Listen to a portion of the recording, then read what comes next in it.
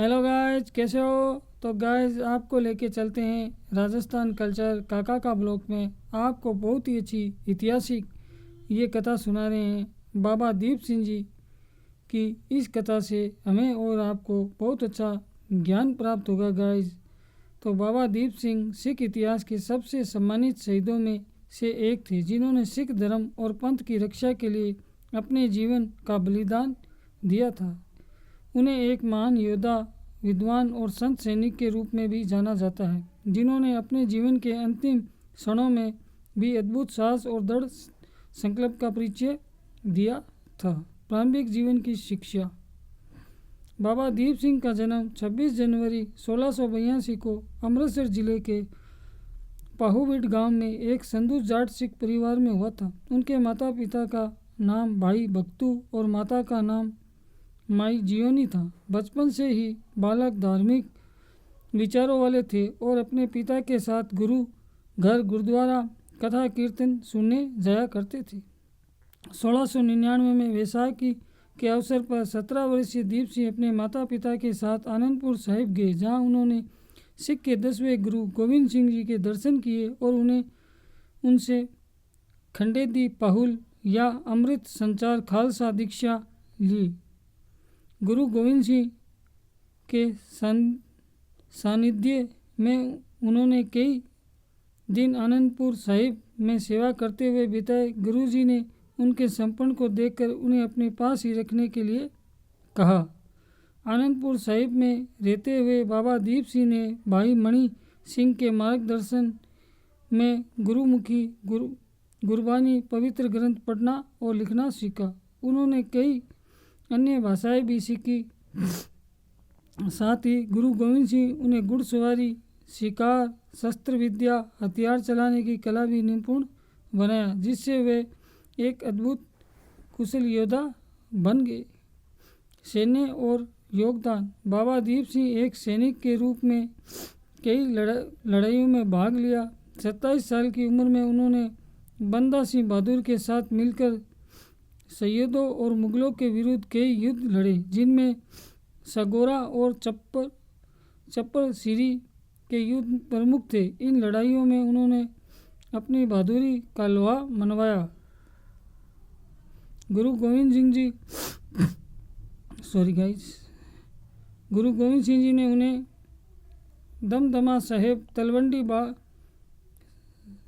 में रहकर ही श्री गुरु ग्रंथ साहिब जी की हस्तलिपि प्रतियां तैयार करने की महत्वपूर्ण जिम्मेदारी सौंपी। उन्होंने अपने हाथ से गुरु ग्रंथ साहिब की 4 प्रतियां लिखी और उन्हें अन्य हिस्सों में वितरित करने का प्रबंध किया। उन्होंने दमदमी टकसाल सिख सीखने का एक प्रमुख स्कूल बनाया, पहला प्रमुख भी बन गया। शहादत और अंतिम लड़ाई। 18वीं शताब्दी के दौरान अफगान आक्रमणकारी अहमद शाह अब्दाली भारत पर हमला कर धन संपत्ति और लोगों को लूट रहा था।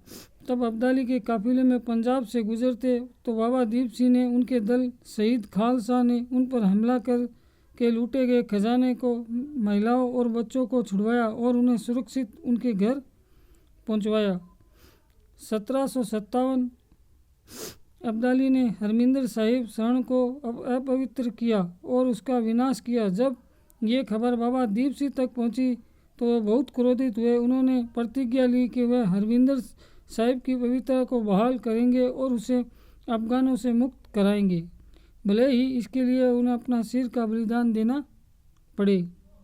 उन्होंने दमदमा साहिब से अमृतसर तक का सफ़र शुरू किया और अपने अनुयायियों के साथ कहा कि जो मरने के लिए तैयार है वही उनके साथ आए। रास्ते में हजारों सिख उनके साथ जुड़ गए। नवंबर 1757 में 75 वर्ष की उम्र में बाबा दीप सिंह ने नेतृत्व में सिख और मुगल अफगानों के बीच भीषण युद्ध हुआ। युद्ध के दौरान बाबा दीप सिंह ने असाधारण पराक्रम दिखाया। एक लड़ाई में उनका सिर धड़ से अलग हो गया। उसी क्षण एक साथी सिख ने उन्हें की प्रतिज्ञा की याद दिलाई। इस पर वे महान योद्धा बिना सिर के ही उठा और अपना 15 किलो का पाउंड का खंडा एक ही बार भारी तलवार उठाया और दुश्मनों को मारते हुए श्री हरमिंदर साहिब की पवित्र सरोवर की परिधि तक पहुंच गए। इस अद्वितीय एहसास और सर्व बलिदान ने अफगानी सेना के हौसले पस्त किए।